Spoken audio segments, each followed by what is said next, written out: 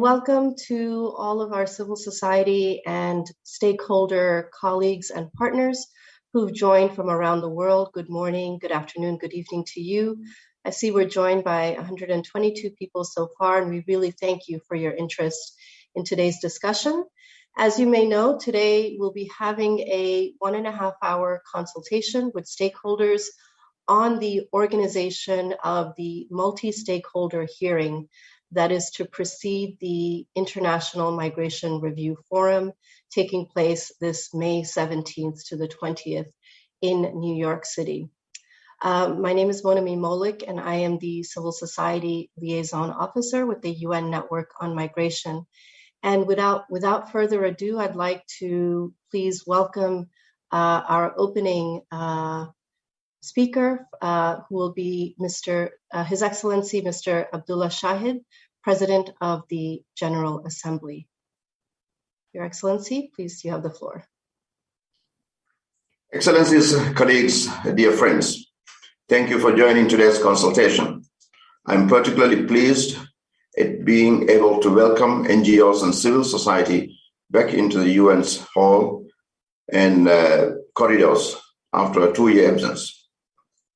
I offer my special gratitude to Mr. Antonio Vitorino, coordinator of the United Nations Network on Migration, for the ongoing cooperation between our offices.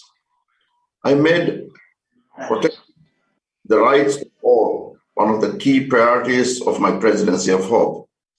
That includes the rights of migrants who are often among the world's most marginalized and vulnerable communities, many of whom are forced to undertake their journeys driven by desperate circumstances born of conflict and scarcity.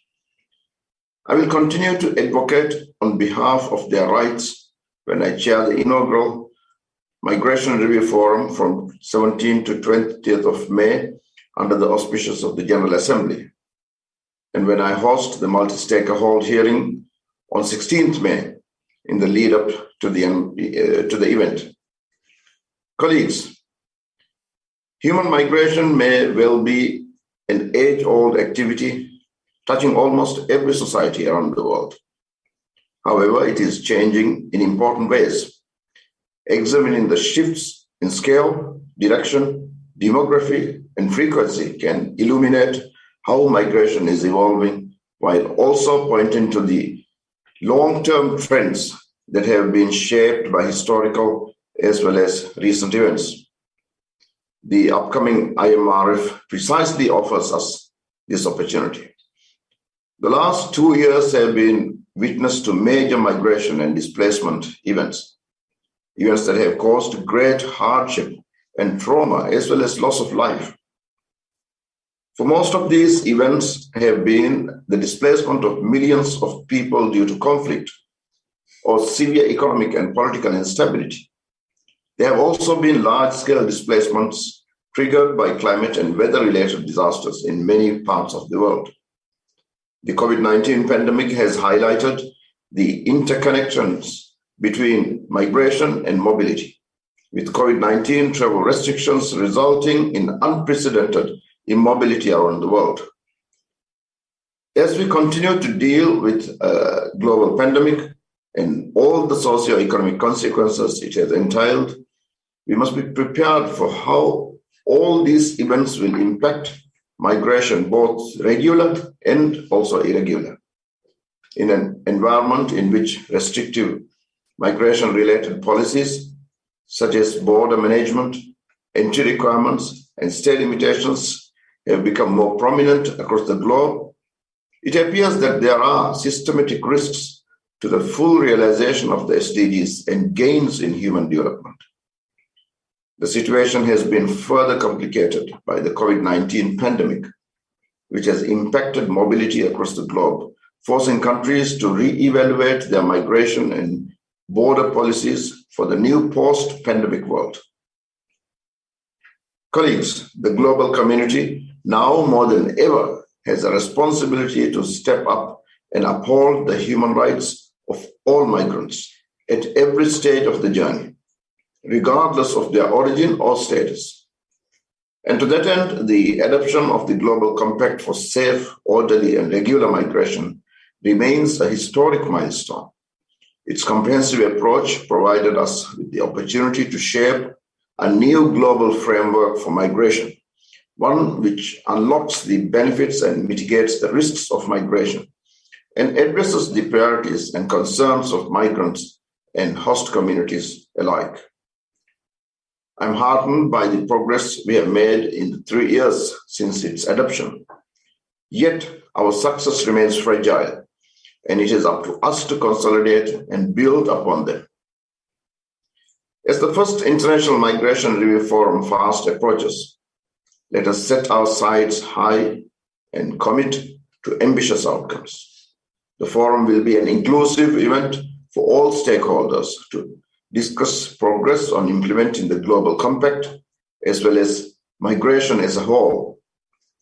We will discuss our common challenges, learn from our mistakes, build on our success, and strengthen partnerships between states and all stakeholders. This collaboration across stakeholders remains critical to the implementation of the Compact, as was illustrated during the pandemic, when civil society and others helped deliver vital aid and services. The multi-stakeholder hearing that will be held prior to the Imrf will be an important avenue to hear from all relevant stakeholders. The summary of the hearing will be carried into the opening plenary of the Imrf by a civil society representative. This will help appraise governments about existing gaps and the best methods of closing them. Colleagues, today's briefing relates to the hearing scheduled for 16th May. I'm keen to hear your views on the thematic priorities of focus. Some points to consider could be the ways in which we can save lives and improve the quality of life of migrants, how we can build more inclusive societies, how to guarantee decent work in this era of digitalization, and also, crucially, how to protect and uphold human rights during cross-border movements. I very much welcome the keenness of stakeholders to contribute to the forum, and I urge all participants to use the time between now and the Imrf to listen and prepare. By doing so, we can lay the groundwork for concrete action to implement policies aligned with the spirit of the Global Compact for Migration.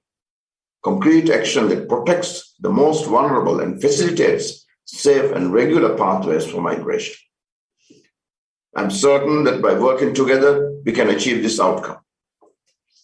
I thank you and wish you all a very productive discussion. And I look forward to seeing you in person in New York in May. I thank you. Thank you very much, Your Excellency, Mr. Shahid, for sharing those welcoming introductory remarks.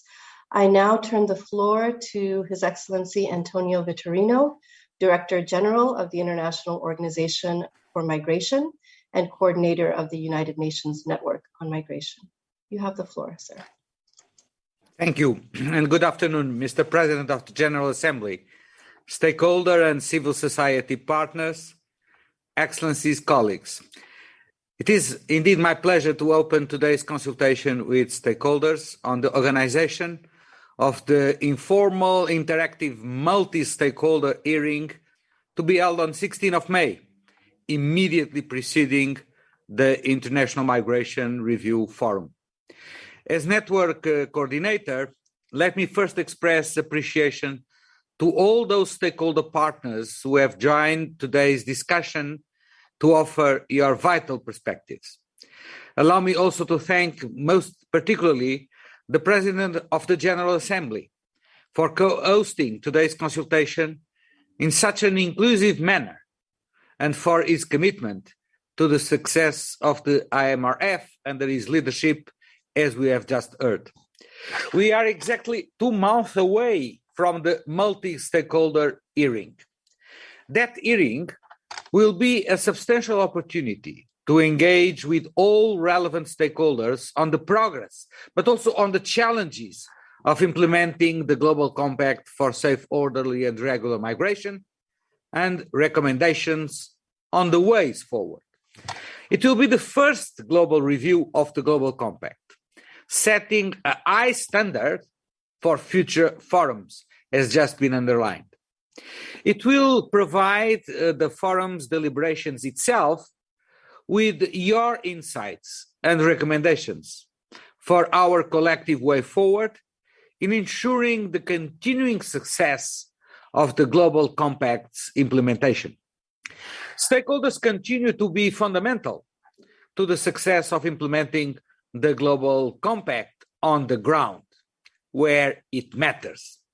Their local, regional, and thematic expertise and work with migrants and communities constitute a key source of knowledge on how the Compact is implemented on the ground. This has been aptly recognized by the co-facilitators of the Imrf's Progress Declaration negotiations, the permanent representatives of Bangladesh and Luxembourg, who have laid out, I believe, a transparent and inclusive approach in order to ensure that your voices are really heard. Your contributions at last week's town hall meeting with the co-facilitators provide already a wide array of priorities to consider in the Imrf Progress Declaration. Migrants' access to COVID-19 recovery and health plans, regardless of migratory status. Developing more and better options for regular pathways, including so as to better protect migrants from traffickers. The need of us all to work towards a better recognition of skills and to ensure that migrants have real access to decent work and labor rights. The urgency to understand better and prevent the loss of migrant lives in transit, combating all forms of discrimination, including xenophobia, and recognizing migrants' agency, voice, and protagonism.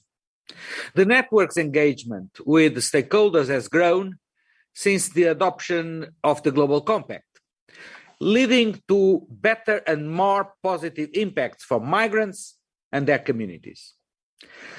Through this collaboration, you have mobilized at regional and country levels across the regional reviews, sharing good practices, challenges, and lessons learned. It is also promising to see the engagement of stakeholders with champion countries of the GCM.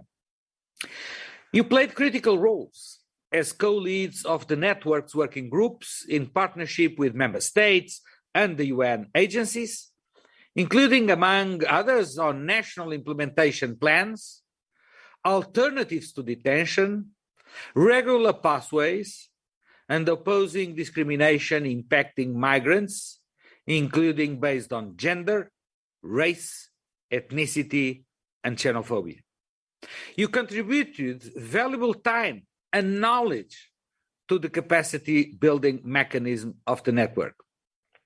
You have served as steering committee members for the Migration Multi-Partner Trust Fund and have engaged with the Migration Network Hub, including extensive contributions to the online Imrf dialogue series through engaging the discussion spaces and submitting to the repository of practices.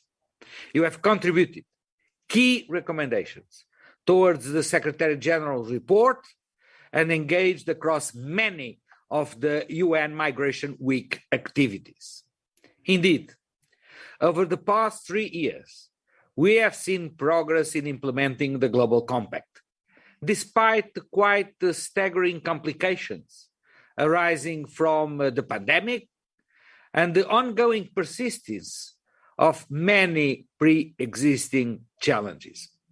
Throughout the pandemic, stakeholders, particularly at the local levels, have borne the brunt of providing frontline services to migrants and their communities, overcoming immense obstacles and often dwindling resources. Yet, and perhaps precisely because the pandemic has shown us the essential value of migrants, stakeholders continue to remain vigilant and active in implementation, follow-up, and review of the Global Compact. But there is much more that needs to be collectively done in the pursuit of safe, orderly, and regular migration, and above all, protecting the most vulnerable. On the road forward to the Imrf, I encourage ongoing active consultations with stakeholders at different levels.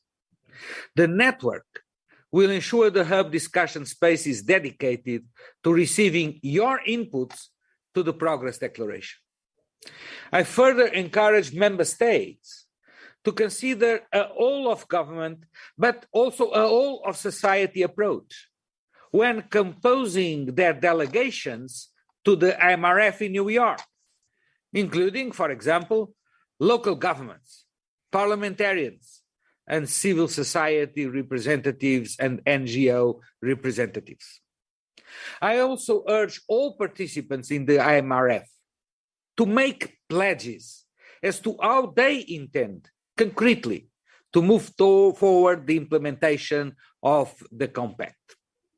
Civil society and all stakeholders are therefore encouraged to make pledges to ensure that the Global Compact is a living document, which will bring a positive impact to the lives of migrants and the societies they come from and the societies in which they reside. For example, we welcome the city's call to action and alignment of pledging from local governments on GCM implementation is a very good example. The network also welcomes pledges that we can undertake collectively, together. We look forward to a dynamic discussion today that brings to the fore your ideas on how best to shape the 16 May multi-stakeholder hearing. The hearing is an important platform for civil society and all stakeholders to reflect the key thematic priorities, outcomes, and recommendations of greatest value to carry into the Imrf discussions. Let us set our sights high for this first Imrf and strengthen our commitment to impacting in a positive way the lives of migrants and communities on the ground. Thank you.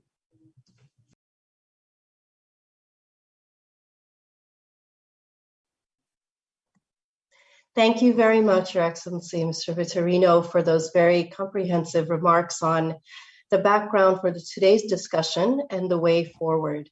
For today's agenda, as you may see, we will now directly move into the consultation discussion portion.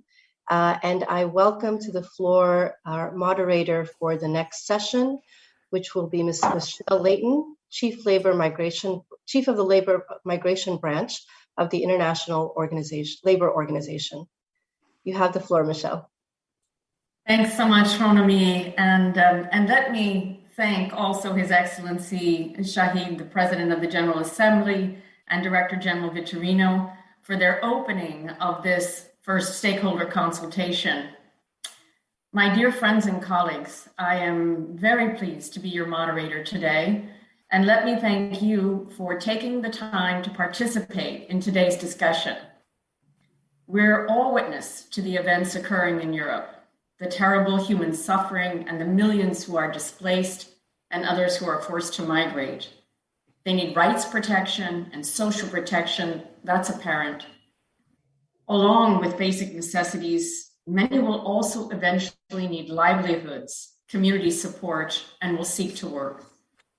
These call our attention to the many areas of good guidance provided by the Global Compact. And civil society, businesses, trade unions, local mayors, all have a critical role to play in assuring that the promise of the Global Compact really can reach everyone. So your engagement today is a testament to your commitment and dedication to these important values and issues. The whole of society approach is central to to the Global Compact's success, and it therefore should be central to the success of the IMRF. This hearing provides a space to hear your view of this process and what's needed to best organize the IMRF to achieve the successful and impactful outcome. Now, to start our session, the network has provided a number of questions to guide us. What do you see as the main thematic priority areas for discussion at the hearing? And these can include recommendations made in the Secretary General's report on the GCM. What would be the best format for the hearing so that we can ensure discussion of concrete examples of implementation, including the gaps and challenges, emerging issues, your experiences on the ground, especially at the local, national, or regional levels? And how can stakeholders better be included, particularly from sectors and regions where we know there is not sufficient engagement? And finally, what additional considerations should be taken into account in selecting speakers, moderators, and the rapporteur? Now, I understand that a number of speakers, quite a number, have already registered and been identified. They represent a wide range of groups and interests from around the world, and I'm going to call on them first and in order. I know for those of you who would like to speak but perhaps have not registered, you can raise your hand. I've seen some have already done so.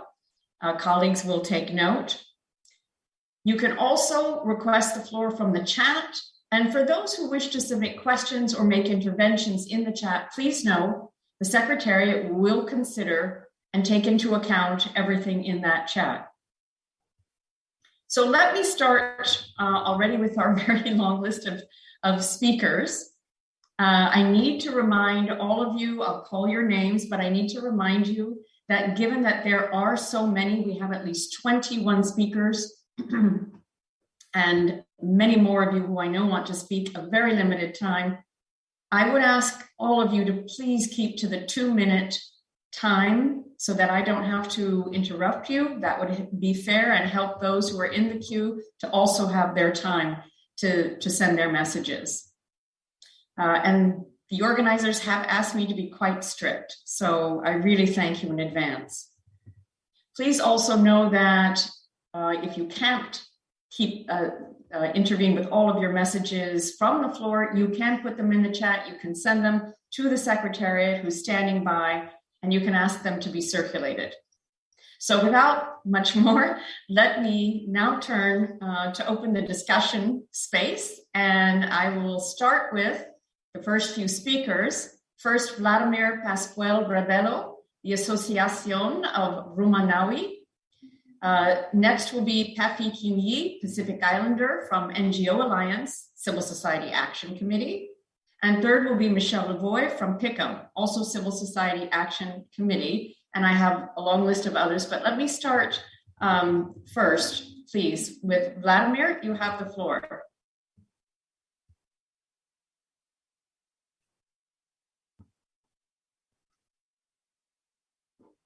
I think Vladimir has the floor, but maybe your microphone is not on.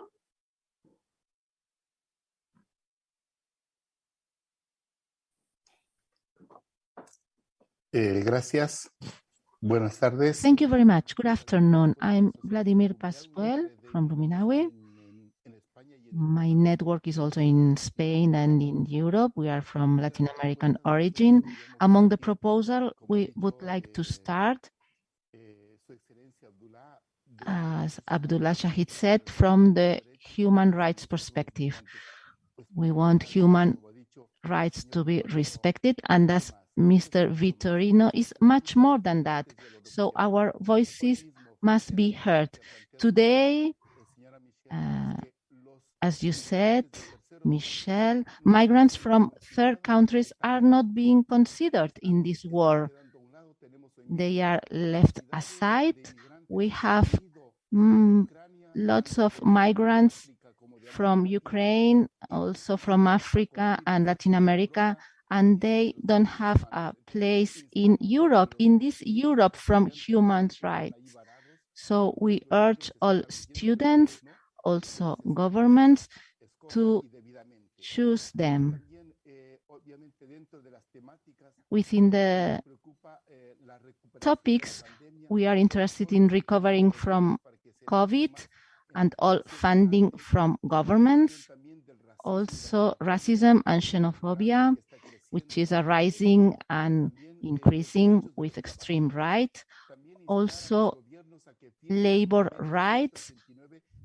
We also urge states to sign Convention 189, also regular pathways. It's fundamental for us as there are thousands of migrants that lost their lives in Africa and Central America and in other countries.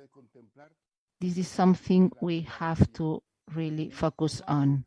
In terms of the format of the meeting with civil society, we just want our voice to be heard. We want to be there in these roundtables with governments, because we need to talk directly with governments in order to present our requirements and in order to see what can be done, because we want to improve people in human mobility. Thank you very much.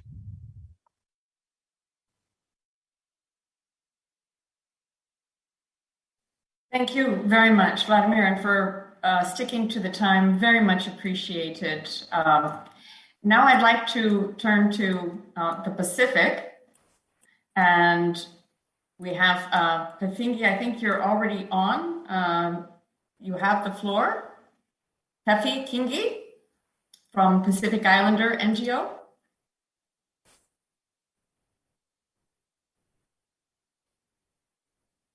I'm not sure we hear your microphone.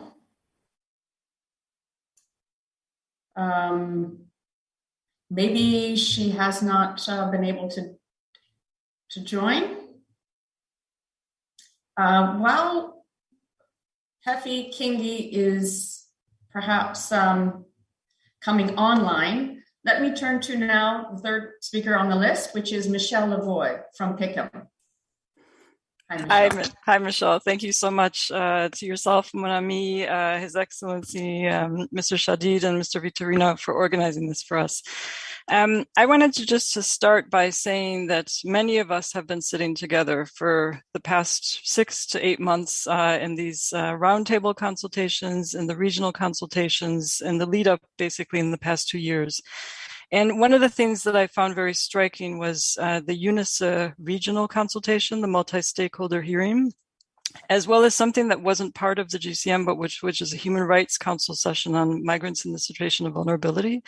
And the reason why I found that particularly striking is because we heard about so much violence, basically. Violence in all forms towards migrants. To me, that's the only key word that I can actually find to describe just the contents of that session.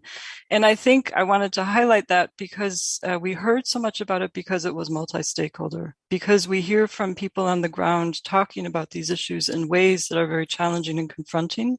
And we would hope that in the way that this is structured for the multi-stakeholder hearing, that the richness of the lived experience of migrants and the experiences of civil society organizations and local authorities that work with them will be heard. So I think in terms of the themes, in terms of the format, it would be really good to look at what are some of the good practices. And this, we also wanted to thank the Women in Migration Network also for some joint thinking around this, but what are some of the good practices that we might have seen that governments have done during the pandemic, during recent years as well, on access to services, access to justice for migrants regardless of status, on regular pathways and on regularizations, and where are there still challenges? So not just obviously the challenges, but where are some of the practices, but what is still remaining? What are some cross-cutting themes? Vladimir also talked about discrimination, racism. This is a huge, huge concern. It always has been, but how can we elevate that more as a thematic priority? Labor rights as well. I'm sure that Pefi, when she comes on, she'll talk about climate migration as well. So I think all of these themes need to have some priority and to hear the input from the floor.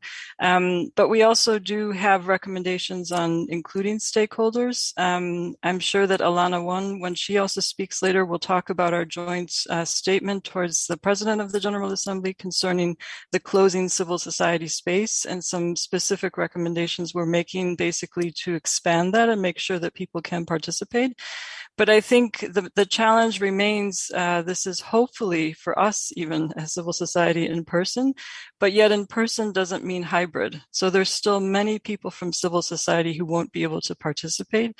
Is there a way to consider this so that people who cannot actually even have credentials as organizations can still participate?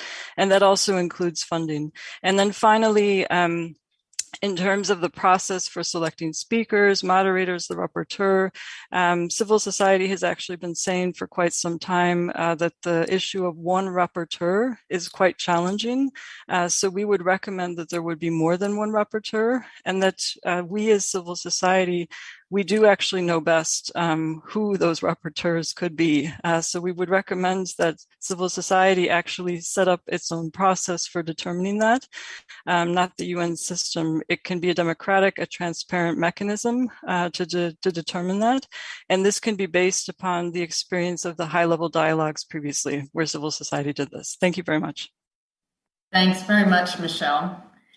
I'd like to turn next to, I'd like to tell you who the next few speakers are, and they start with Victor Janina from Scalabrini International Migration Network, the NGO Committee on Migration, then Gayatri Kant from the International Organization of Employers, and then Apolinar Tolentino from Building and Woodworkers International. So let me start with you, Victor.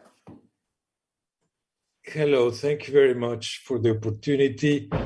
And it's a pity I just take the floor after Michelle because she has already said several things I wanted to say, but that will be helpful. I'm going to try to keep it brief then. In relation to our proposal, or the same proposals in relation how we can structure the multi-stakeholder event. I think we have to think in the structure of the document we are going to deliver to the states. And for this, I propose to have some mentions to progresses made, but progresses that NGOs can verify. It's not about just declarations, but something that NGOs can verify from the ground. The second part I would propose to be all the challenges we're facing. And the third one, the commitments we expect from governments to make in order to really have a serious commitment to advance.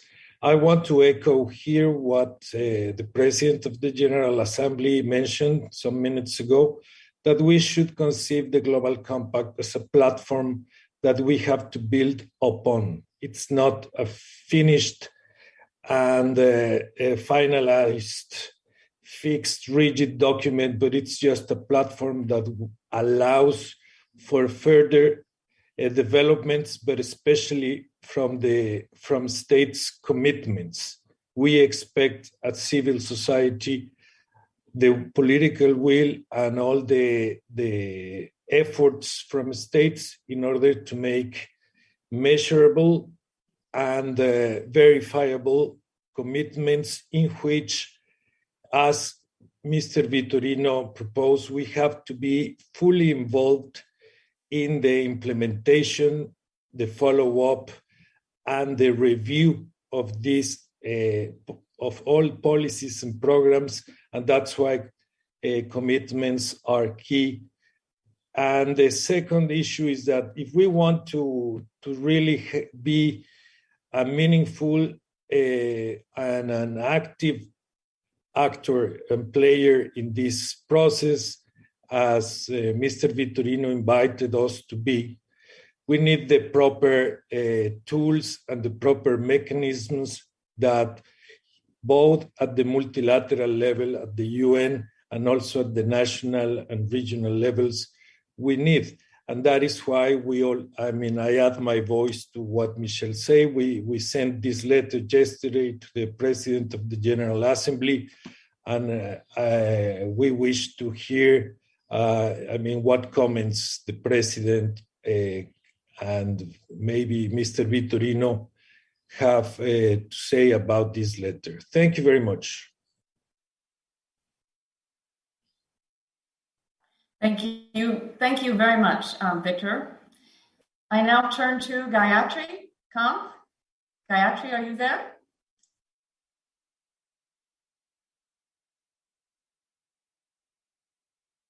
Gayatri from International Organization of Employers, IOE.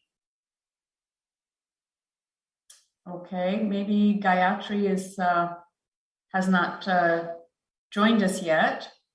Why don't we move then to Apolinar Tolentino, BWI?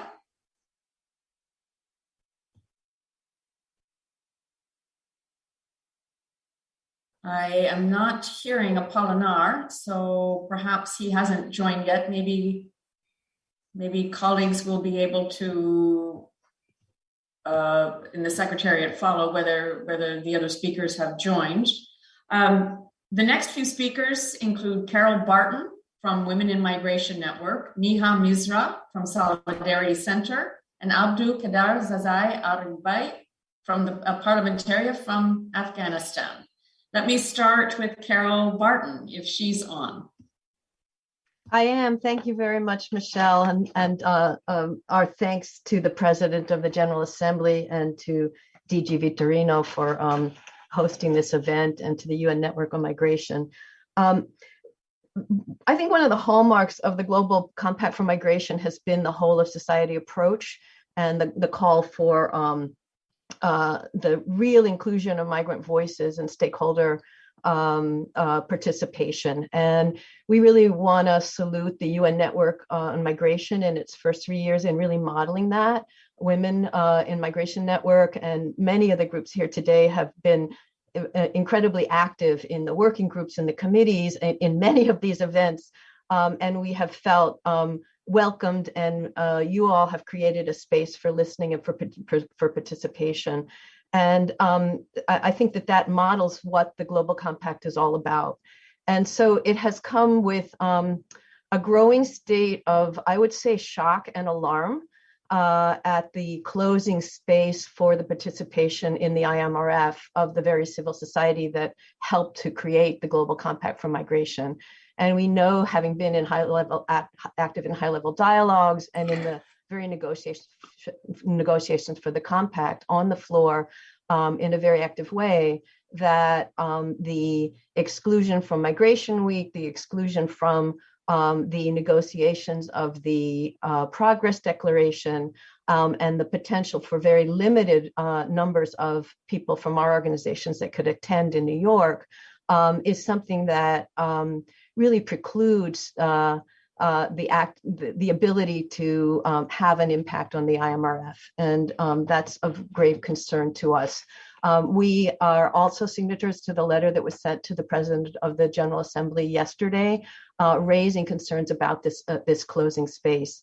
I want to reiterate and echo what Michelle Lavoie said earlier, that we would like to see a process that is also hybrid, and that would include people not only who have the formal credentials for this multi-stakeholder hearing, but as is today the case, that anyone who would participate who could in that process.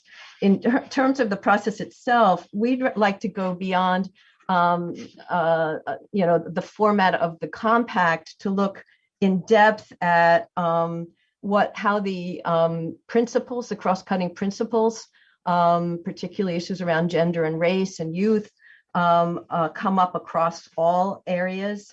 We want to echo the goals mentioned by Michelle and others, that we want to talk about policy coherence. We want to talk about human rights at borders and the whole issue of criminalization. of labor rights, of climate and migration as the priorities, and not to do a laundry list of many, many things, but to really zero in on those 4 areas with the cross-cutting theme of gender and race and other guiding principles. And some of those could be done in multiple parallel breakout sessions, but we'd really like to see a plenary that could look in depth at how these come together in the context of regular pathways and regularization, both what's already happening and what needs to happen in the future. And then we do think that there would need to be a closing session, because the time is so short, where we really look together at what would be the recommendations emerging from the multi-stakeholder day in terms of what would be reported out the following day. We do find it problematic that we know it's part of the modalities, but it's problematic that this event is the day before the event, the IMRF, when the progress declaration has already been finalized. So we really look to you for dialogue on how civil society can play a more active role in the progress declaration process itself, including now that the UN headquarters is open, we would hope for access to the negotiating room where we can, be in dialogue with member states in an interactive way, and potentially making those broadcast live from the UN. So thank you very much for all you have already done to include us, but we think there's a long way to go. And we hope that we can continue to discuss that with you. Thank you. Thanks very much, Carol. I'd like to call on Niha now, and after that is Abdul and Kaylee Altman of the IFRC, and then Atlee Solberg of UNOP. So first, Niha, you have the floor. Thank you, Michelle. Can you hear me? Yes. Okay, just wanted to make sure. Thank you so much for the opportunity to speak. First of all, I would just like to join my brothers and sisters who spoke earlier about our deep concerns around the closing space issues within the UN system and towards the IMRF specifically. We joined the statement from the Civil Society Action Committee, the letter that went to the president of the PGA, and support the issues that were brought up within that and the recommendations that were made. I'm sorry that Apolnar from the Council of Global Unions has not been able to speak yet. Hopefully I'll reiterate some of the things that I know he was going to say, but just want to start out by saying, in terms of the structure for the multi-stakeholder hearing and the IMRF, we feel very strongly, together with a number of the networks that we're members of, the Council of Global Unions, Women in Migration Network, the Global Coalition on Migration, and the Civil Society Action Committee, that we must focus on coherence in migration governance during the IMRF. We want to stop talking about small fixes to a broken system and instead call on states to discuss how we can rethink boldly and innovatively migration governance that focuses on regularization and regular pathways, and stop the idea of silos, whether someone's a refugee, a climate migrant, an economic migrant, etc. We must be thinking long-term about regular migration pathways and regularization that centers first and foremost the human rights and worker rights of migrants all along the spectrum of migration. I'm really happy to see you facilitating this, Michelle, as we think it's extremely important that the ILO be front and center, given its tripartite structure and expertise on labor migration, as one of the leading UN organizations in using the tripartite mechanism of the ILO to bring in migrant worker voices. And that decent work, I was happy to hear that that's been mentioned already several times, must be the driving principle. We want to ensure that whether in the discussions that we are again not siloing these conversations, and regardless of what kind of migrant we call someone, that we see within the workplaces that a worker is a worker is a worker, deserving of full ILO labor standard protections, especially the freedom of association and right to organize. And as we're having this conversation in New York, that we again don't silo migration governance separate from other economic, social, and political discussions. And the new social contract that the labor movement is calling for is a great way to center that. And just in closing, we really hope that the IMRF, again, won't just be statements by governments and others about small fixes to a broken system, but instead, we will talk about how to restructure the systems, institutions, and structures that make migrants so marginalized right now. Instead, focus on regularization and regular migration channels that allow migrants the freedom to move, settle, work, and fully participate in society over expanding temporary or circular work programs and the promoting regular pathways that ensure full worker rights, facilitate social and family cohesion, and provide options for permanent residence and meaningful participation in civic life.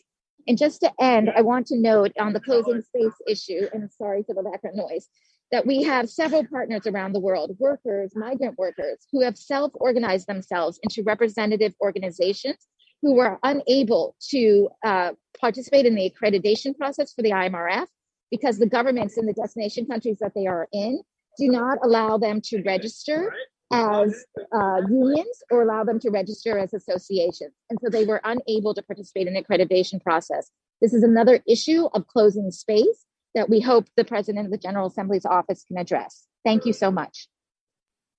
Thanks very much, Neha. We lost you just a little bit, but we got almost all of it. So no worries, it was all good. Next, I'd like to call on Kaylee Altman of IFRC. After that will be Atlee and then Marina. Thank you, Michelle. Can you hear me? Great. I am Callie Altman with the International Federation of Red Cross and Red Crescent Societies based here in New York. Just want to thank the PGA, IOM, and the UN Migration Network for providing this opportunity. As you know, the Red Cross and Red Crescent movement is listed as a key implementer in the GCM, and our work was highlighted in the recent SG's report, particularly the work of the Maldivian Red Crescent when it comes to providing migrants with essential services, including COVID-19. I will be brief in response to the questions you posed on priorities and stakeholder engagements at the multi-stakeholder hearing and at the IMRF. First, the IFRC would like to see the following priority areas addressed. One, on saving lives, including through search and rescue across sea and land routes. Two, on ensuring access to essential services, including on COVID-19. Three, especially on scaling up support to persons at risk of displacement related to disasters and the climate crisis. And four, on inclusion of all migrants in aspects of society. Second, in terms of stakeholder engagement, I just want to echo Carol and Neha just now. I know for IFRC, we're looking to bring our national societies and our migrant volunteers to the stakeholder hearing and to the IMRF itself. So we just want these processes to be as inclusive as possible and make sure that observer and NGOs are able to participate in person.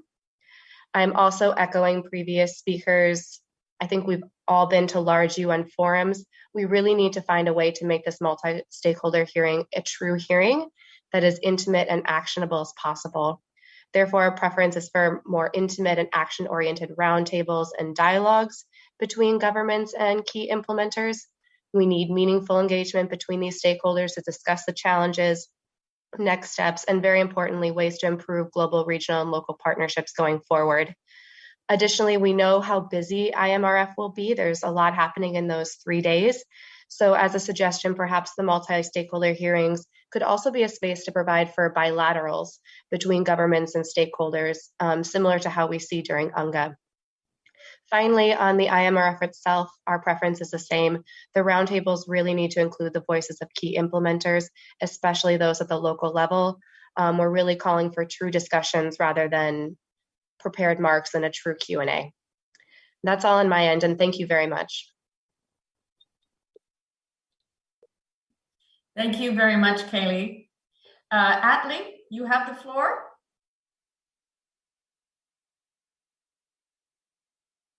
Atlee Solberg from the PDD Platform on Disaster Displacement.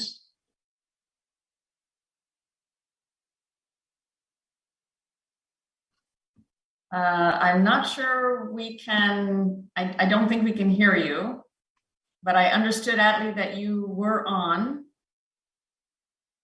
Okay.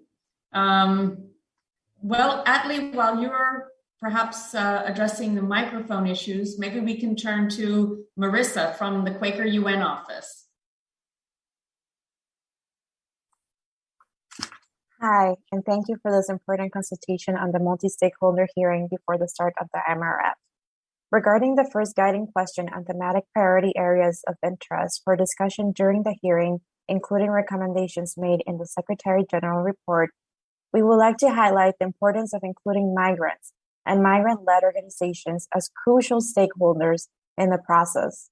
The IMRF should facilitate meaningful participation by migrants, regardless of status, in a way that is ethical and sustainable while leveraging and expanding participatory processes at the local, national, and regional level. While it might be too late for the upcoming MRF to provide space for meaningful migrant participation, we believe that the multi-stakeholder hearing could usefully include a discussion on increasing such participation of those most affected in the ongoing implementation of the GCM, including future IMRFs. The Secretary General refers to the importance of participation throughout his report, including in paragraph 95, which says, the human rights of migrants and the prosperity and well-being of communities should be at the center of all that is done. This includes meaningfully engaging migrants and host communities, including children and young people in decisions that concern them. A dedicated discussion in the multi-stakeholder hearing could help define next steps in improving meaningful migrant participation, to take forward the recommendations from the Secretary General, and deliver on the promise of the GCM for a people-centered, human rights-based, and whole-of-society approach to migration governance. The Quaker UN office has published a paper on principles and actions towards meaningful migrant participation, which I will put the link in the chat. Thank you. Thank you very much, and thanks for staying on time. I'd like to call on now Danielle Real, and after that, Ilana Wong.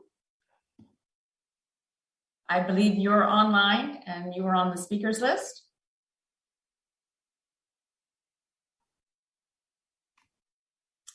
Okay, we're not able to hear you.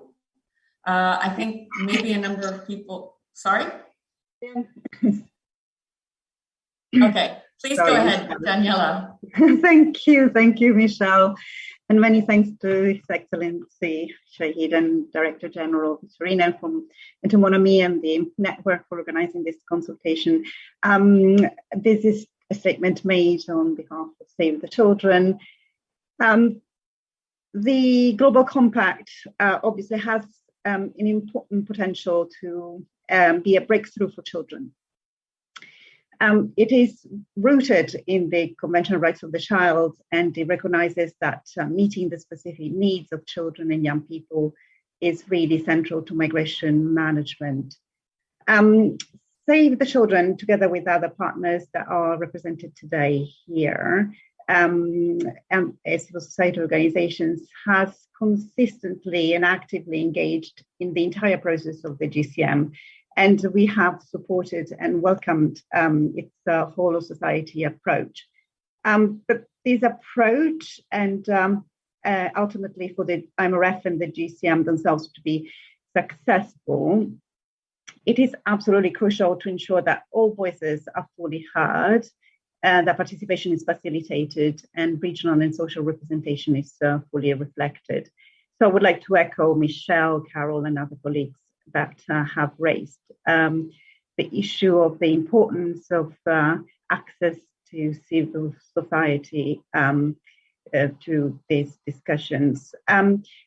We call for child rights issues and children's voices and participation to be placed at the very heart of the informal, interactive, and multi-stakeholder hearing and the MRF itself. This would include providing the opportunity for civil society broadly and for those working for and with children to engage meaningfully in the hearing and forum. It would also include for an age, gender, and diversity lens to be adopted in the selection of speakers, moderators, the rapporteur, including children's voices and involvement of children and youth themselves. and also facilitating the participation of organizations that operate in different regions and the grassroots levels.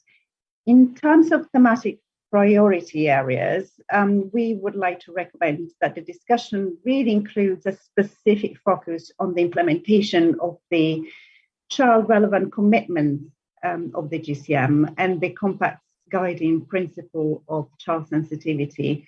So in terms of issues that would include the access to regular pathways and family reunification, for example, access to services such as education, healthcare, child protection, justice, social protection, the non-criminalization and the end of child immigration detention, and the impact of climate change as well, and its impact specifically on children and youth.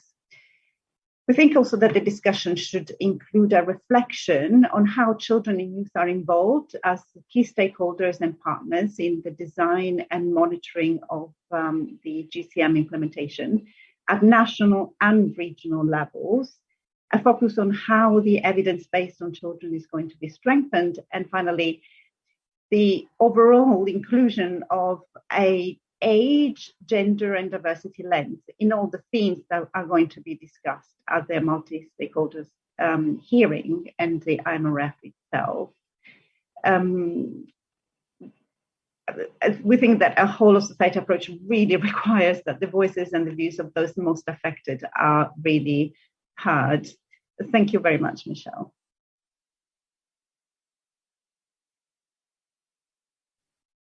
Thank you very much, Daniela. And I do see a lot of hands up, and I want to make sure that those participating as well who've come but maybe weren't able to register have a chance to speak. So I'm looking at this list, and I'm not sure I'll be able to go in perfect order, but I hope I will be able to call on you in the order, at least that I see the hands up. So first on the list is Bernice Imumi, the Bloc Latino. I'm not sure I've got the name. 不知道大家的名字我是否都是有念得正确。 Hola, perdón, dijiste Berenice del bloque latinoamericano. Sorry, Bernice, do you want me to come back to you? No, está bien. Okay. I'm fine, I'm ready. Thank you. I would like to echo what many of the participants already said in terms of the importance of participating. Several organizations in our bloc and IMUMI, we belong to Women Migration Network and Action Committee. We work at local, regional, and national level, and the standards by UN have an impact, a chain impact at local and regional level. So it's very important to have an inclusive participation because they are a referent for participating in different spaces in civil society and actors, especially in migrant population and governments. The message that we send with this forum is that it's not something more from UN. It's an important message of the relevance of the importance of work made by UN with people in mobility. So it's very important to have an effective inclusion, to have open channels, that standards are wider than negotiations. And nowadays, they are not being wider than participation in different meetings. We know it's difficult because of COVID, but we have an international responsibility in terms of real inclusion, which implies being efficiency, also participation at local, regional, and global level. I won't repeat myself, but we echo many of the proposals in the letter and also by different participants. We need face-to-face participation of the actors because this will send a powerful message. We need to generate criteria because this is a starting point and this is the first forum. This is the baseline of a process for migration and participation, and it must be the highest standard.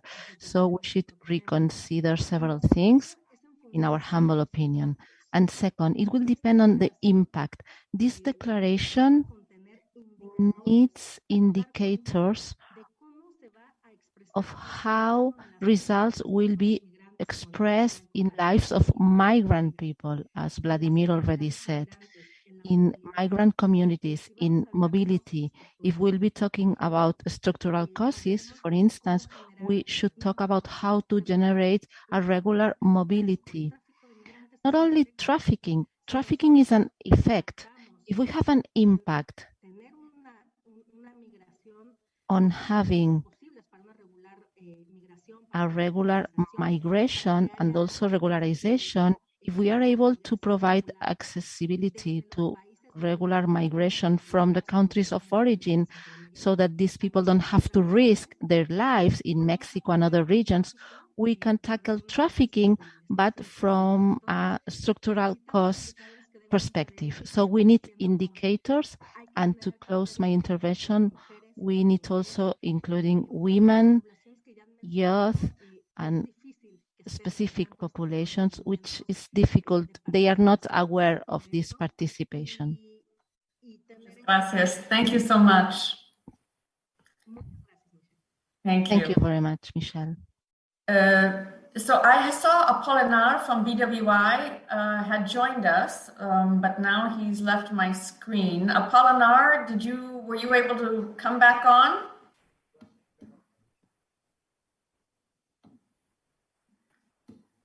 I don't think so. Maybe he was on. My colleagues will let me know. And let me see if I can go back to the list that I see. I have Gregory Dionzenza from ADEPT, and then I see Maria Gabriela and Gerardo Talavera. And I'll try to see if any of our other colleagues who had come in before will come on. But please, Gregory, you have the floor. Thank you very much, Michelle. Dear Excellencies, dear colleagues, I'm very happy to be here and to discuss on this matter. I'm Gregory Dionzenza from Africa-Europe Diaspora Development Platform based in Brussels, and we represent the African diaspora based in Europe. I'm moreover also happy to represent not only the African diaspora, but also the youth of the African diaspora here in this discussion. First of all, the African diaspora individually, but also the organizations, work on projects and initiatives that complement Objective 16, 19, 20, and 23 of the GCM. Although we carry many things with meager resources, we are rarely supported and not recognized. So for us, the prominent thematic that should be also included in May would be building the capacity of diaspora networks and organizations. That's a thematic that we want to see appear in May. Regarding, of course, migration pathways, ADEPT reiterates the points made by Michelle and also by Carol, that we need to reinforce legal pathways that are in favor of course, in favor of migration and also stimulate, for us, of course, stimulate and facilitate legal pathways. For the hearing, ADEPT proposes to divide these large groups in larger, smaller committees with a rapporteur for each committees, and then once every committee has the content ready, we can discuss and work together to have a conclusion. And to conclude on my points, I think ADEPT holds diversity and inclusion with high regards, but we have to go beyond that. Regarding looking at the current situation in Ukraine, we see that we cannot look at migration on a superficial level. We have to tackle all the blind spots that we missed in previous discussions on international forums. So I want to thank you for listening, and thank you for giving this moment to discuss my points. Thank you so much, Gregory. And I now call on Maria Gabriela Sarmiento, and then I will go to Gerardo and Farida. Thank you very Maria? much. Thank you very much, Michelle. Do you hear me? Do you hear me? Yes, we can hear you. Thanks. Okay, thank you. Thank you very much, Michelle. I would like to send also thank you and greetings from Coalición por Venezuela to Mr. Vitorino. And I would like to thank also the network for this opportunity that is given to us as civil society. As Save My Identity, we are represented not only Venezuelans, but any migrant who has no identification. Apparently, there is 1 million persons in the world who have no identification whatsoever. And that's why we consider that it is very important in Coalición por Venezuela and Save My Identity to point out that this is a priority. And as per the UN Secretary General report on the implementation of the GCM, the commitment to providing proof of legal identity received relatively limited attention during the regional reviews. So this is important to point out. And it was this is despite its foundational role in fulfilling many other commitments, including access to regular pathways and a safe and dignified return. And it's important also for the SDG if we want to reach that agenda in 2030. So this is the only thing I wanted to propose. I would like also to propose that digital identification should be just put on the table at some point. And also the proposals the solutions, the temporary solutions that are been given by Colombia or Costa Rica or some other countries, even Switzerland, where I am sitting. I was also granted a foreign travel document just because of this Venezuelan crisis on identity. Thank you. And this is all what I wanted to share with you today. Thank you, Maria Gabriela, for your voice. And I turn now to Gerardo Talavera, and then next Farida, and after that, Luis Carlos Rodriguez. Muchas gracias, Michelle. Muy buenos días. Thank you, Michelle. Good morning. Las personas que participan en el foro. No sé si me... Thank you all. Can you hear me? Could you please confirm you hear me? Yes, sí. Muchas gracias. Thank you. Muchas gracias, Michelle. Trataré de ser muy breve. I'll try to be brief. I echo most of the comments. And in order to be brief, I would like to point out from a local organization, as we are from Mexico, interacting with different organizations at local and regional level in North America and Central America, we are in a historic moment, and this forum for us is an opportunity to see how we work in team from civil society and different actors. So we have to take this chance and give visibility to local actions to see what migrants provide to communities. And with this, I would like to answer one of the questions, how to deal with participation. It has to be an open space, and we need this open space, and this means having mixed activities. I think COVID showed us that we can start with hybrid spaces so that those that don't have the resources to participate in the forum can also be there. This, of course, means that when participating, to do a small diagnosis of those organizations that have a lot to say, that can communicate best practices because they are working in the IOM network. we have several best practices, so we could give voice to these tools, to these bodies that are continuously working and that give visibility to what is happening in the different regions. In North America and Central America, we see mixed migrant flows, and it's difficult to reduce to just one single model, because this would mean excluding other activities. So we really consider an open and wide participation is important, because right now we have to include past, present, and future of migration if we want to have a relevant forum. Thank you very much. Thank you very much, Gerardo. Muchísimas gracias, Gerardo.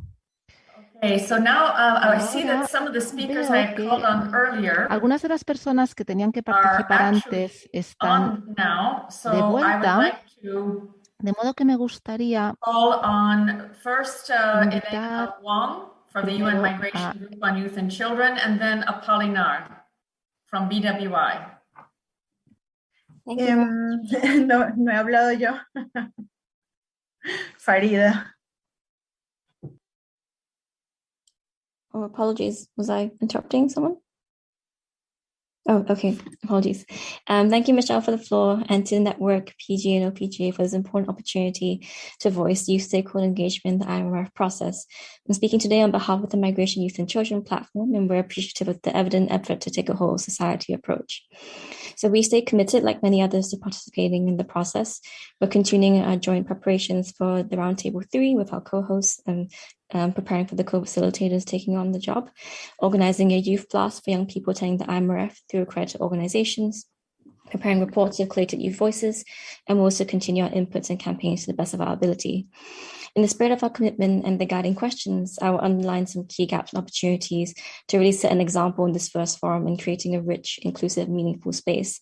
So some key area concerns have already been identified by Michelle, Neha, Carol, and others, and then the aforementioned letter to the PGA. So in support of these, I'll highlight a few key questions from there. First, on the accreditation and presence of stakeholders, we understand the constraints posed by the format with the PGA. However, it has been disappointing that stakeholder participation has only been confirmed to one hearing prior to the forum and a few selected roles within the Imrf and declaration meetings.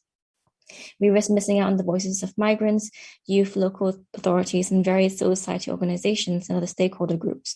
So my question is today, how can we work together so that more stakeholders can be present at the Imrf and interact with member states directly? Second, selection of speakers, moderators, and Repertoire. We appreciate the effort that has been gone into allowing different voices to be heard during these preparatory meetings, thematic working groups, and more. But it's crucial, now that we're preparing for the forum itself, that we go the extra step and set up ways for civil society stakeholders to self-organize and nominate their own representatives. So how can we go about this? Third, funding to support stakeholders' in-person participation. We appreciate all the efforts in pushing for stakeholders' presence, and we're very happy to hear as well that civil society are now regained access to UNHQ. However, representatives of youth and many migrant-led and grassroots organizations will still be unable to attend due to travel, accommodation, visa costs. For instance, because of this, as of now, no youth-selected representative will be able to attend, which would be disappointing, considering that we have been present and contributing to all activities and processes thus far. Whilst hybrid formats allow for some level of participation, it leaves virtual participants outside of interactions and full discussion with others, ultimately penalizing and marginalizing their voices. So can we find funding for a few of key stakeholder representatives to be able to participate actively in person? So I look forward to the construction of this discussion, and I believe we can address these issues together. From our side, we stand ready to collaborate, idea, and support to achieve a truly inclusive Imrf and ensure that we achieve the GCM together. Thank you. Thank you, Ilana. I look to Apolinar now. You have the floor. Bonjour, je suis désolé, mais j'ai Michel, levé ma main depuis 1 heure et je n'arrive pas à voir les... All right. J'arrive pas à voir It's been 1 hour that I've been trying to have the floor now. Good evening, good morning, colleagues.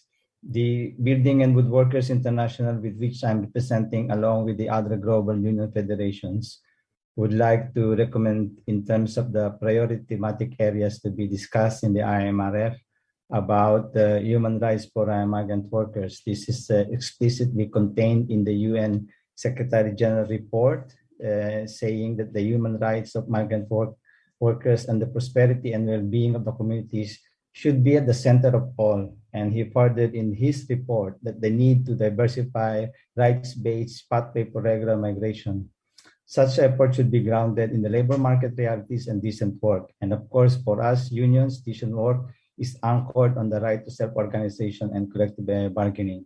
This is also in relation to our previous engagement with the member states, which has committed to promote and protect migrant workers. Similarly, no less than Mr. Felipe Gonzalez Morales, the UNHCR Special Rapporteur on Human Rights on Migrants, in his report stated that, I quote, "The right to freedom of association is essential for migrants to express their needs, protect their rights to life, and defend their economic, social, and cultural and other human rights," unquote. We believe that the right to join union is essential, and this will also cover another significant reference to the UN Secretary report about wage theft. And we submit this to the office for consideration. Thank you very much, Michelle. Thank you very much, Apolinar. I'm glad we got you back. There's quite a number of people on the list still. I think it's growing. However, we have very, very limited time, and I really hope that speakers can perhaps even reduce to 1 minute so that others can speak. I'm going to have to close the session soon, but before that, turn to my colleagues from the Secretariat and maybe from the PGA's office. I'll have to see who's on. But let's see if we can move a bit more quickly. And I think Farida Acevedo Castro, you are Acevedo Castro. I think you are next. And then I have Luis Carlos Rodriguez. Gracias. Thank you. Bueno, lo que yo quería comentarles desde Venezuela somos From Venezuela, we are an organization that is active in several countries. We work with organizations and migrant citizens. We are a migrant organization.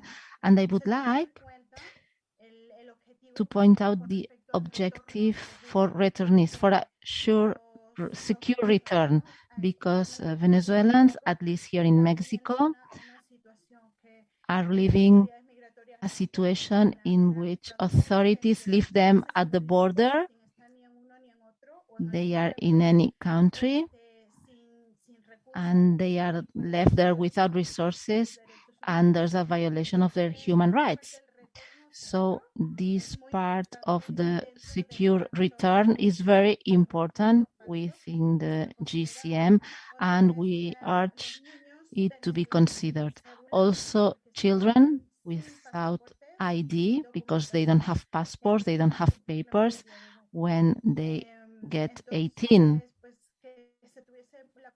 So we need to study also this objective of documentation. And also it would be nice to have support in order to attend the meeting in New York. Thank you very much. Thank you very much. And I look to Luis Carlos Rodriguez. Please, again, everyone, be very short. Hola, muchísimas gracias. Hello, thank you very much for inviting me. I'm Luis Carlos Rodriguez. I represent a consultancy for human rights and mobility. We are in Colombia, and I also represent an organization in Brazil. Briefly, we believe it's important to revise in these spaces that migration cannot only be solved from unilateral actions from states. It's important to see what has been done or not in terms of migration from an articulated response or with regional policies coming from centered in rights, with solidarity borders, regularization processes, also for mobility, for vulnerability, as boys, girls, and young people, women, and elderly people. Also, effective sociocultural and economic integration. It's a very wide task from states, and it's important also to see how to integrate companies, academia, and other social activities. As we have seen in forced migration some minutes ago, there was a session from Inter-America Commission for Human Rights where the situation has been revised, and I think that's an example as for a Venezuelan and Colombian population, also American population, that in our continent we don't have or we don't see an articulation from the states, because we need a joint holistic response, bearing in mind rights. I think that's very important, and states should revise that with the support and the opinion from migrant population organizations that has been working in these topics since many years. This is an important topic for us. Also, policies at a regional level, and reviewing if there has been advances and to see how we can advance, because migration does not only imply one country, it implies all countries. Thank you very much. Thank you very much. I think Otilia Anna Munganitze is on, and please, I ask again, be very short. We'll have to close soon. Thank you very much. I'll start first with perhaps a hope, which relates to the questions around inclusivity and representation. That I would hope that voices from Africa and Asia and the Middle East are more represented at the consultation than they have been today.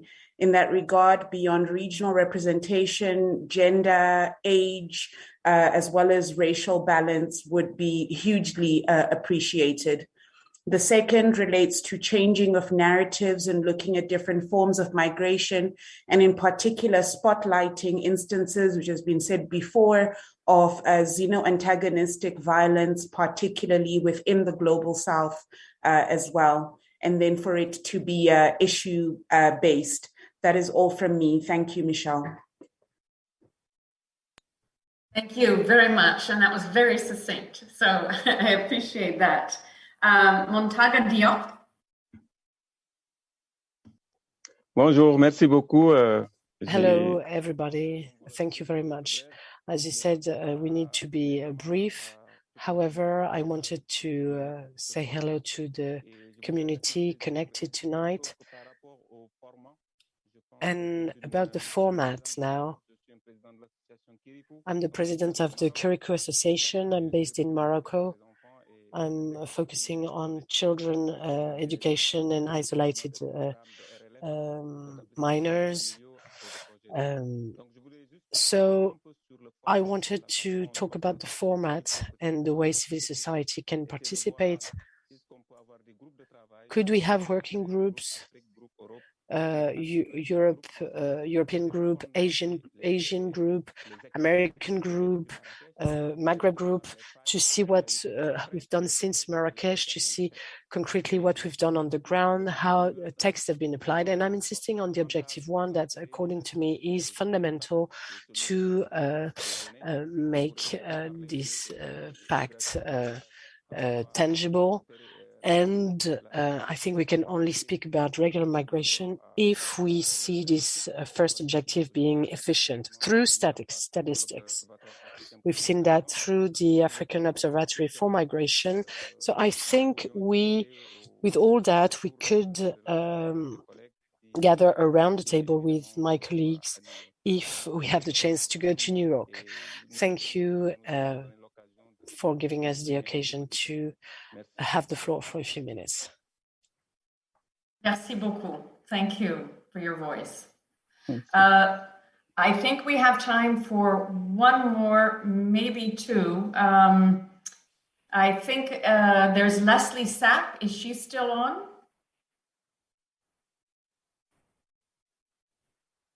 If not, let me turn to Damaris Rangel. I'm looking to those who have their hands up, but I know. Buenas tardes. Tengo la cámara. Yes, hello. Apologies, but I have a problem with my camera. I cannot activate it. I tried it, but it doesn't work. Thank you very much to Michelle and to the rest of participants. It's important to establish in the Imrf the importance, the substantive importance, bearing in mind the objective of mitigate adverse events that don't allow people to build their lives in a sustainable way. We have to focus on the control from states that have international obligations, but that have policies and migrant practices that are discriminatory and that are based and need to protect the territories. Thank you very much. ¿Me escucharon? Bueno. Aló. Sí, se escuchó. Aló. Sorry, I'm hearing voices coming in and out. Thank you very much, Damaris. I know we have just a couple of more minutes because the interpreters have agreed to, and the organizers agreed to stay. If we could call on perhaps Claudia Incariano.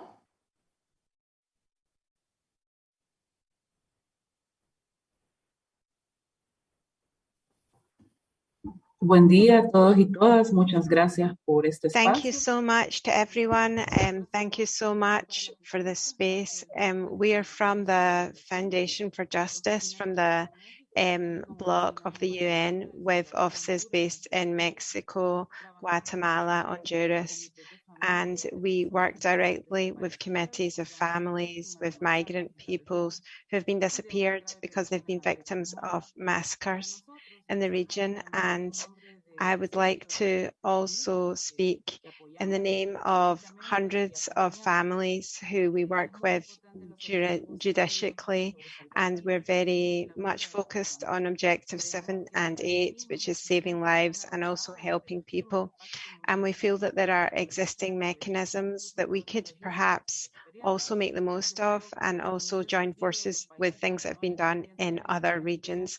And I think that perhaps host countries are those which have the experiences, and we have to look for people and save lives.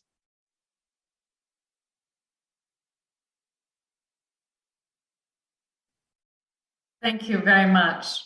Thank you, Claudia. Muchas gracias. We have Alang Walungo, or Ellen. Ellen, I see your hand up, but maybe you would like to put your comments in the chat box. And again, all the comments in the chat will be taken into consideration. You're here, Ellen. Oui, okay. hello? Oui, yes, oui. Here I am. Thank you very much. Thank you for the floor. And first of all, let me thank the President of the General Assembly and thank everybody who's involved in organizing today's event. I think this obviously is an essential informal preparatory meeting, and I hope it will be extremely and I think it will be extremely useful to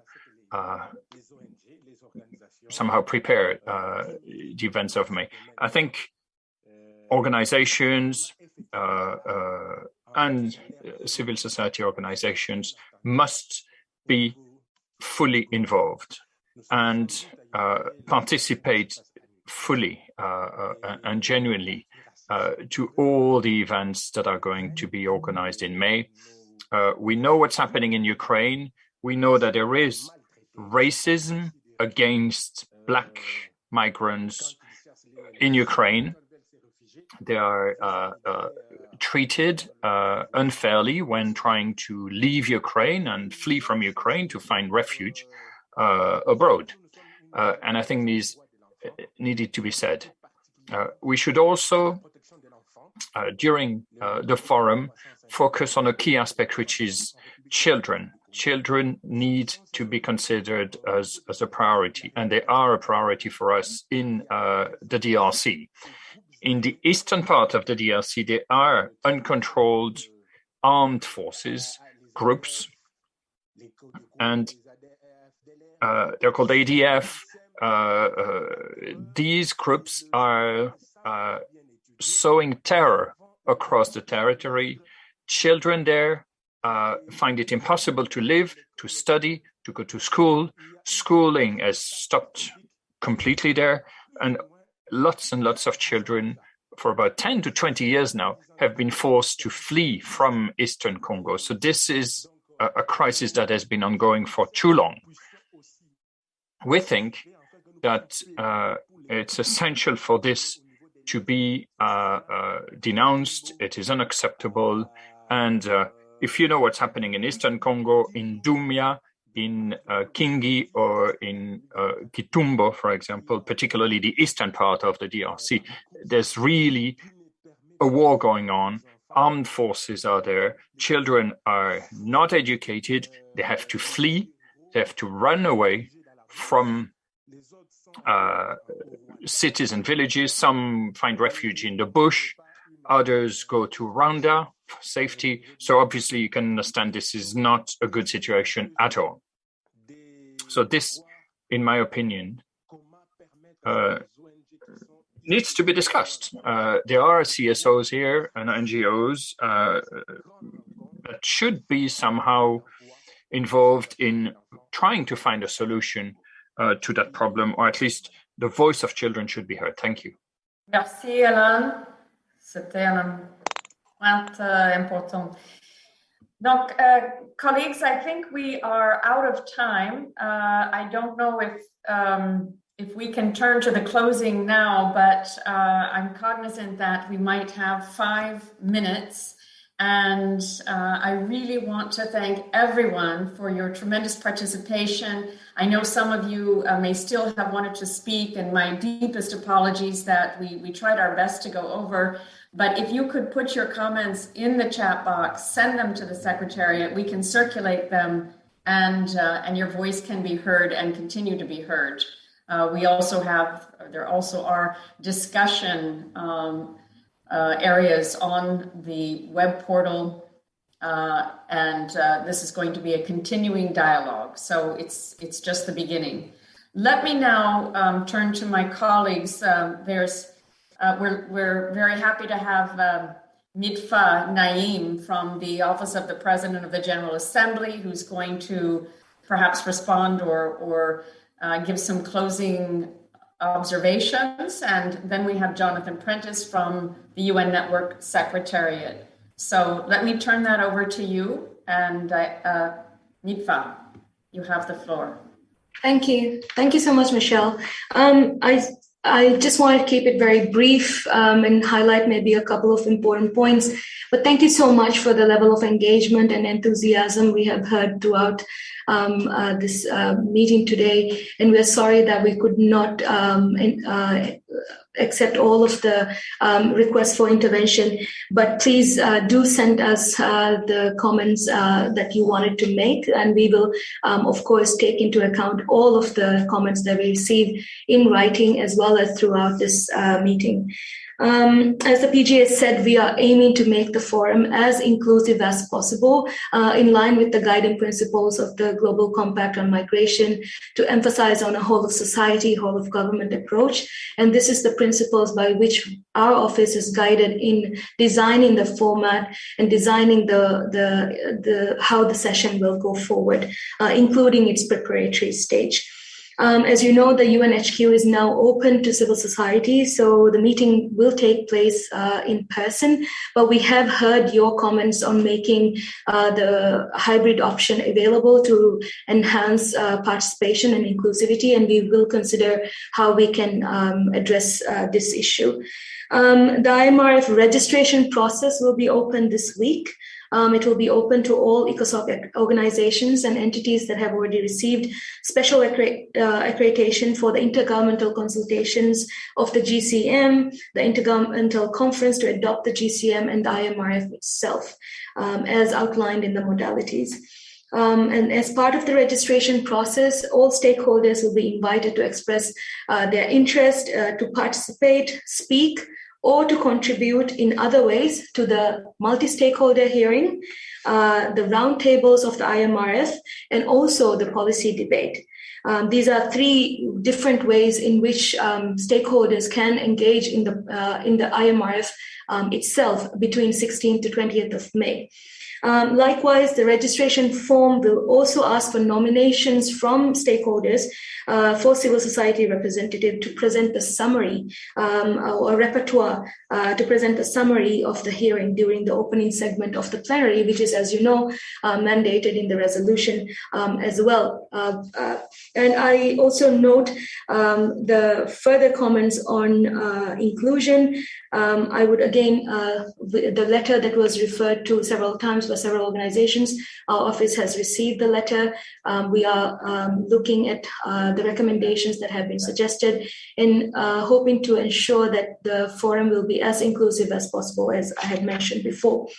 The Office of the President of the General Assembly will work very closely with the network to consolidate a short list of candidates for panelists and for speakers from the pool of candidates identified in the registration process. We will also consider the additional criteria you have provided today on selecting the speakers and making this process better. And we will bear this guidance in mind and ensure a balance of sector, geographic region, age, race, and also, importantly, gender. With regard to the comments made to the progress declaration, we will be sure to relay your comments to the co-facilitators of the process. I understand that the co-facilitators have also outlined a timeline to which they have also identified points of contact with stakeholders. So we will also encourage the facilitators to have consultations with society as much as possible so that your voices are heard in the progress declaration negotiation process. And in terms of access to negotiating rooms, we will also consider, discuss this with the co-facilitators and see how we can address these issues. With regard to the comments made on the theme and the format of the hearing itself, very well heard. We will be looking to you as we move forward in finalizing the themes, the format of the hearing, because essentially this is your hearing. So we will, the PGA will be looking to you for guidance on how we structure this hearing. That's all for now from our side. We look forward to continuing this conversation with you, and thank you once again on behalf of the PGA. On behalf of our office, thank you very much for your time this morning. Thank you. Thank you very much, Mitfa, and appreciate your opening and consideration of all of the views and issues. I'd like to now give the last word to Jonathan Prentice, who leads the UN network, coordinates the UN network with, of course, the Director General. And Jonathan, I know you have some observations. Thank you very much, Michelle. Thank you also for moderating this event, and thank you to everyone who participated and took the floor and provided us with all of this information. Huge apologies if we did miss anyone. It's inadvertent. There is this churn of background emails that a small number of us have trying to feed Michelle the next speaker, and there's a huge amount of work goes into making sure we don't miss anyone. So apologies if we did, and please do get in touch with us if you would like to relay any comments that haven't been raised during during the discussion today.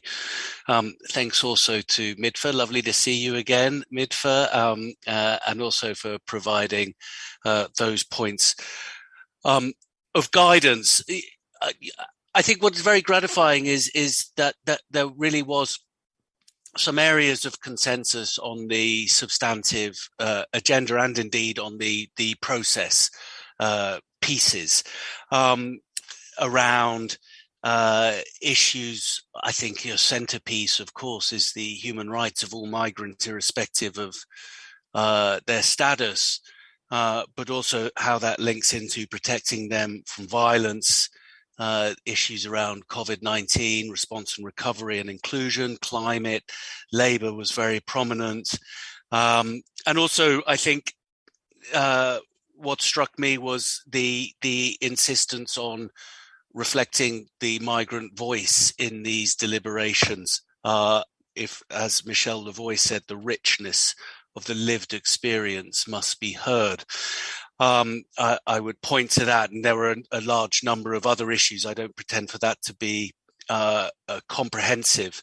There was also a discussion on whether we would best be focused on prioritizing issues or looking at the overall picture of policy coherence and beyond. And I think this is one of the challenges that collectively we need to wrestle with, how to both respect the 360-degree nature of the compact, but also identify issues which maybe together we feel are most pressing.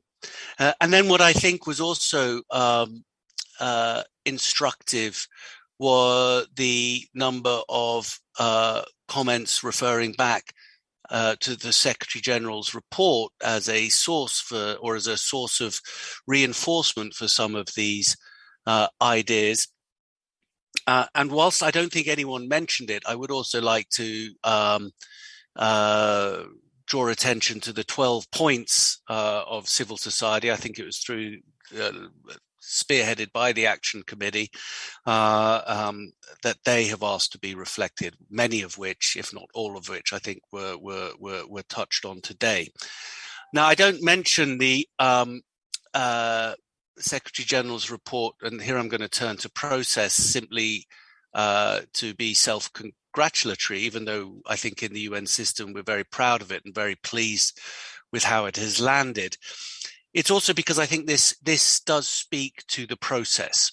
And here I would say that an IMRF, the 4 days of the IMRF and the preceding day of stakeholder consultations have to be inclusive. That was a message that was loud and clear.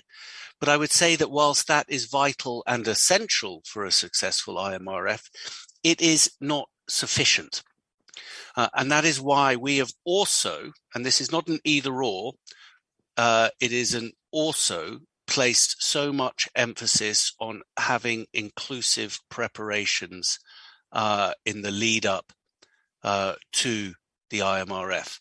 I say this because it's no surprise that so many people commented positively on the Secretary General's report.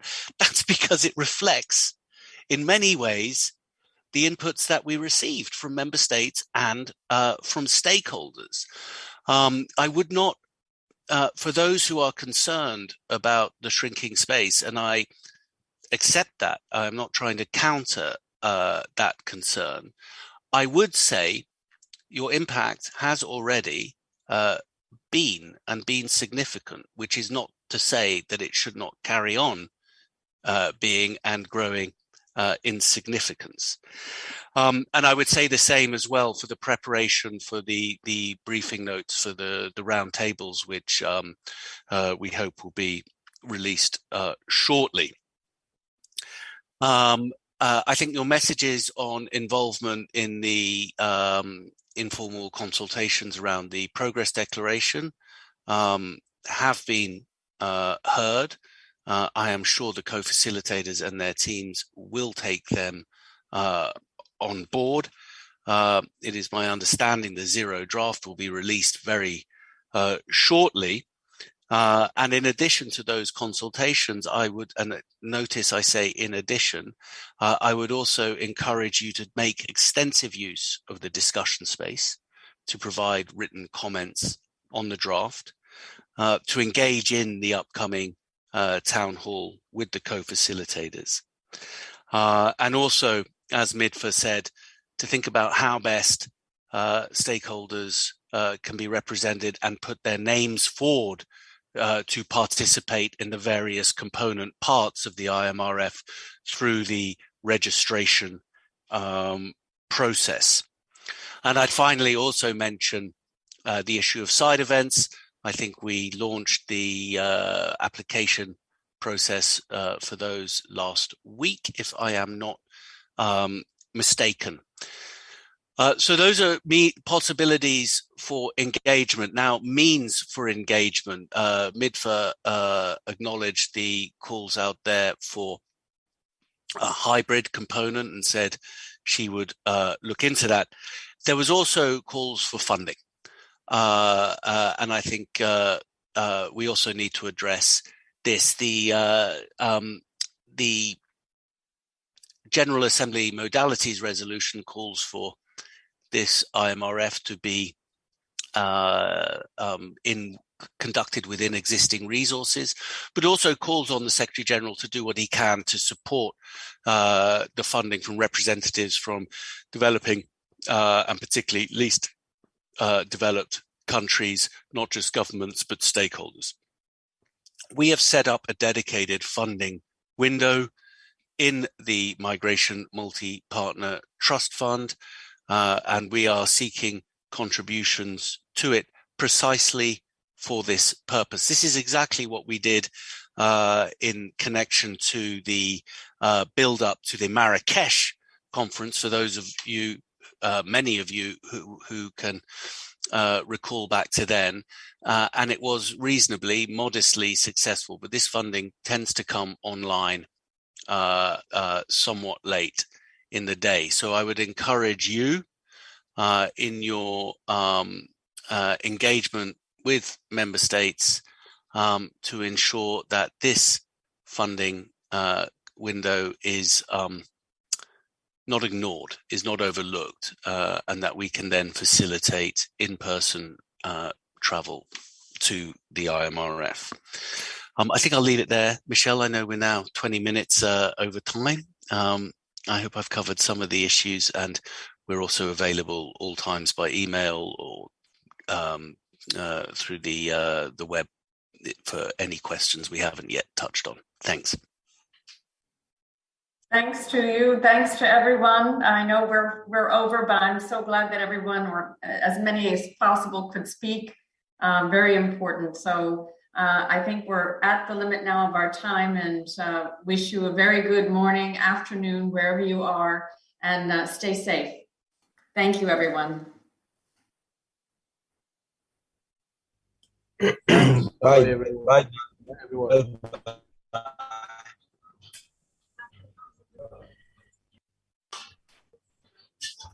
Thank you as well. Bye. Bye. Thank you, everyone. Bye.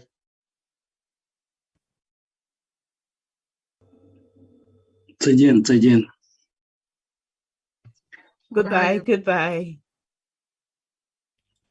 Thanks a lot for this opportunity. Thanks and bye-bye.